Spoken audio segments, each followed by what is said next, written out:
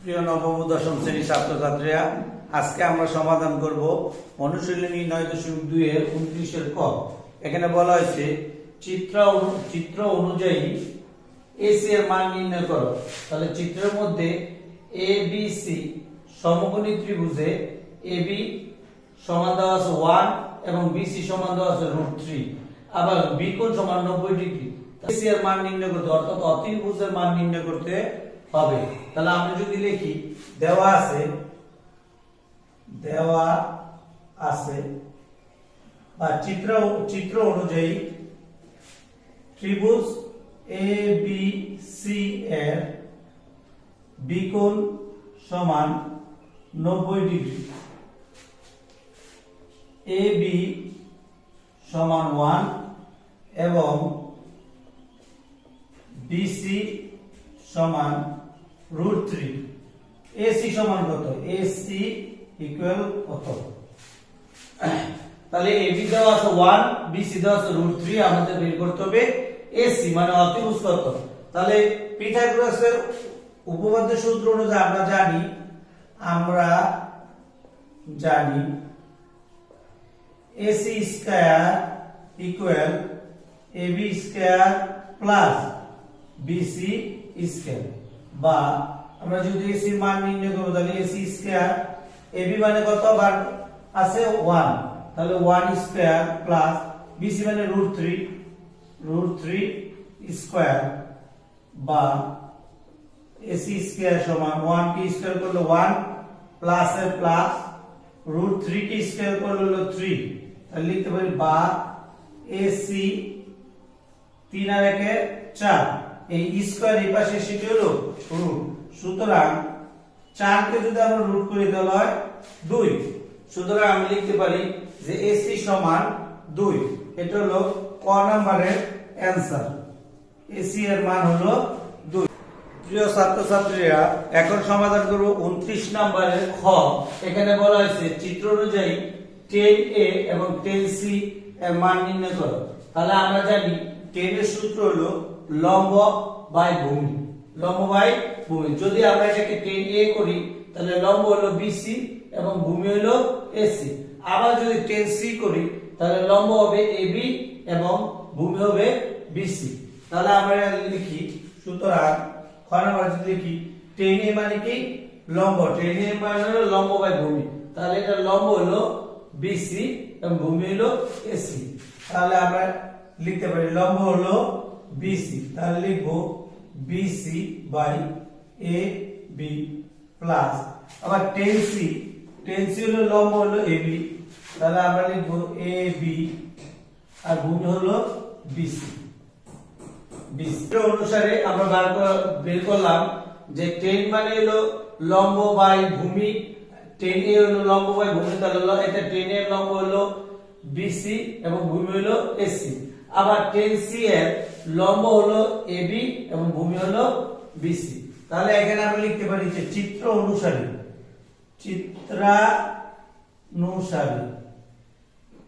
হয়। তাহলে আমি এটা পেলাম কোথা থেকে? চিত্র অনুসারে পেলাম। তাহলে BC এর মান কত? BC এর মান হলো √3, AB এর মান হলো 1 প্লাস AB এর মান কত? AB এর মান হলো 1 আর BC এর মান হলো √3। এবার দেখো আমরা যদি লসাগু করি 1 আর √3 লসাগু করি তাহলে √3, এটাকে এটা দ্বারা ভাগ করলে হয় √3 কে √3, √3 আর √3 গুণ করলে আমাদের এখানে হয় √3 স্কয়ার প্লাস √3 দ্বারা √3 কে ভাগ করলে 1 এর সাথে 1 গুণ করলে 1 একে 1। তাহলে এখানে √3 এর স্কয়ার উঠে যাবে 3 প্লাস 1 আর নিচে হলো √3। তাহলে আমরা লিখতে পারি 3 আর 1 হলো 4, নিচে হলো √3।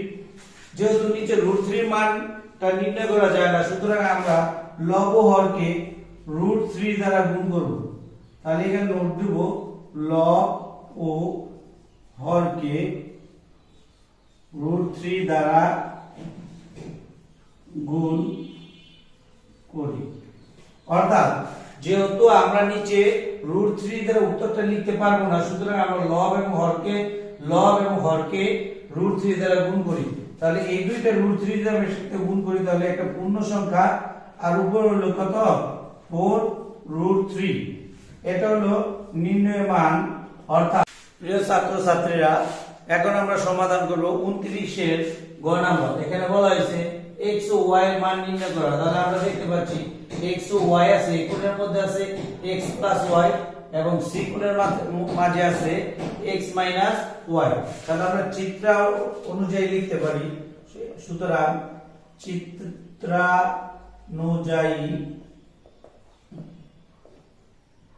a কোণ ইকুয়াল x y এবং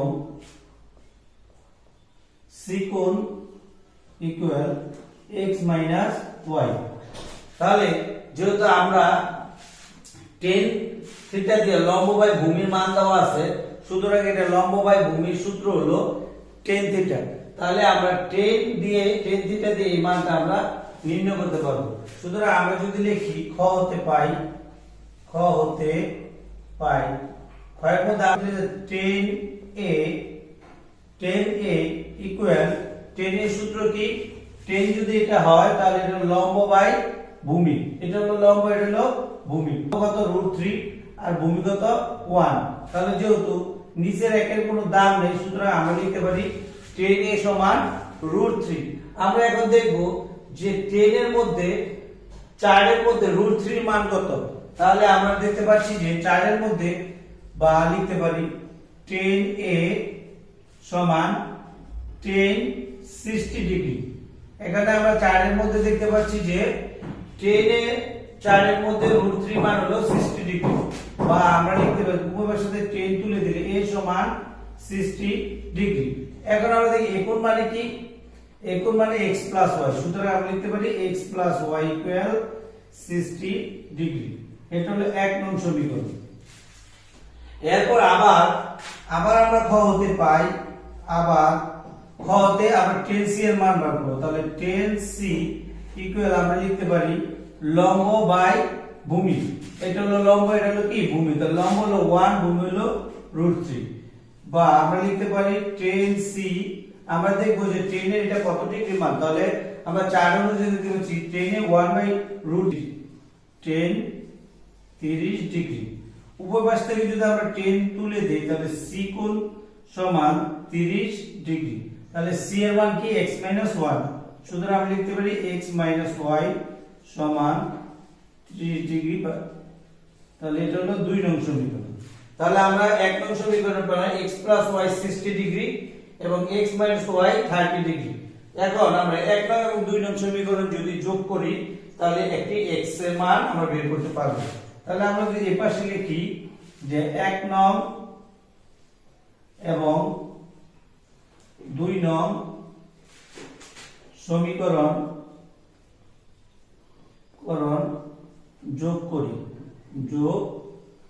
করি, তাহলে 1 নং কি? x y equal 60 degree, x y equal 30 degree. তাহলে প্লাসের এবং মাইনাসেরটা কাটা, তাহলে তাই কত? 2x ইকুয়াল 60 ডিগ্রি আর 30 ডিগ্রি 90 ডিগ্রি। এই x ওই পাশে গিয়ে ভাগ আকার হবে। সুতরাং আমরা লিখব x সমান 90 ডিগ্রি বাই 2। সুতরাং x ইকুয়াল 45 ডিগ্রি। তাহলে আমরা x এর মান নির্ণয় করলাম 45 ডিগ্রি। এখন এই x এর মান যদি আমরা 1 নং সমীকরণে বসাই তাহলে আমাদের y এর মানটা বের হয়ে যাবে। সুতরাং আমরা লিখতে পারি, আমরা যদি লিখি x সমান 45 ডিগ্রি 1 নং সমীকরণে বসাই, 1 নং সমীকরণে বসাই। প্রিয় ছাত্রছাত্রী, লক্ষ্য করো 1 নং এবং 2 নং যে কোনো সমীকরণে যদি তুমি x সমান 45 ডিগ্রি বসাও তাহলে মানটা বেড়ে যাবে। তোমরা খেয়াল রাখবা সবসময় প্লাসের কাজ বসাইতে চেষ্টা করো। তাহলে 1 নং সমীকরণে লিখতে পারি x এর জায়গায় 45 degree plus y equal 60 degree, বা আমরা যে y টা রেখে দেই তাহলে 60 ডিগ্রি মাইনাস 45 ডিগ্রি। সুতরাং আমরা লিখতে পারি 15 ডিগ্রি। অর্থাৎ x এর মান এবং y এর মান, আমরা x এর মান 45 ডিগ্রি এবং y এর মান বের করলাম 15 ডিগ্রি। তাহলে আমরা গ নম্বর অঙ্কটার x এবং y এর মান নির্ণয় করব।